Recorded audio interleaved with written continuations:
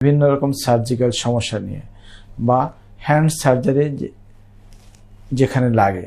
তো এরকম কোনো সমস্যা হলে আমরা আসলে কার কাছে যাই এবং কি ধরনের সমস্যাগুলো যেন হাতের আঙ্গুল থেকে আপনার কাঁধ পর্যন্ত কোনো জায়গায় হঠাৎ করে কেটে গেল, ইভেন শুধু চামড়া না, চামড়ার নিচে আপনার গুরুত্বপূর্ণ যে স্ট্রাকচারগুলি আছে যেমন tendon, muscle, nerve, blood vessel, এগুলো যে কেটে যায় আমরা আসলে কোথায় যাব, কার কাছে যাব।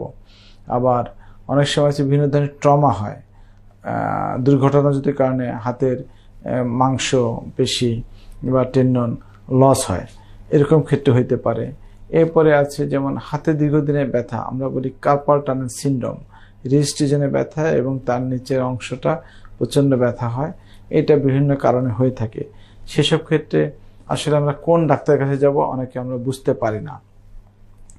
এরপরে আছে আপনার কনজেনিটাল হ্যান্ড অ্যানোমালি, অনেকের বাচ্চা জন্ম হয় যেমন জোড়া আঙ্গুল নিয়ে হয়, অনেকের একাধিক আঙ্গুল, 5টার বেশি আঙ্গুল নিয়েও বাচ্চা জন্ম হয়, এরকম আছে। অনেকের জন্মগতভাবে হাত বাঁকা থাকে, আবার অনেকের পুড়ে যাওয়ার পরে হাত বাঁকা হয়ে যায়, আঙ্গুল বাঁকা হয়ে যায়। এই যে সমস্যাগুলি, এগুলি আমরা অনেকেই জানি না আসলে কোন ডাক্তারের কাছে যেতে হবে এবং কী করা লাগবে।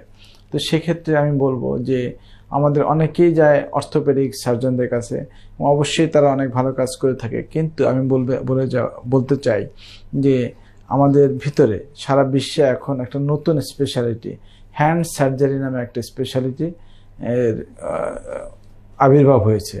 এই হ্যান্ড সার্জন আসলে কারা? হ্যান্ড সার্জন প্লাস্টিক সার্জনদের ভিতরে একটা গ্রুপ হ্যান্ড সার্জন করে থাকে, আবার অর্থোপেডিক যারা করে থাকে তাদের একটা গ্রুপ হ্যান্ড সার্জারি করে থাকে।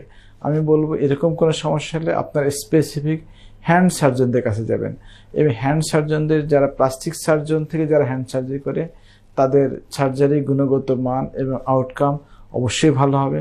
এবং আপনাদের এই জন্য বলি, ইভেন আপনাকে বলতে চাই যে কোনো কারণে যে হাত কেটে যায়, আঙ্গুল বা হাতের কবজি থেকে বা একটা অংশ বিচ্ছিন্ন হয়ে যায়, এই অংশ আবার পুনঃস্থাপন করা হয়।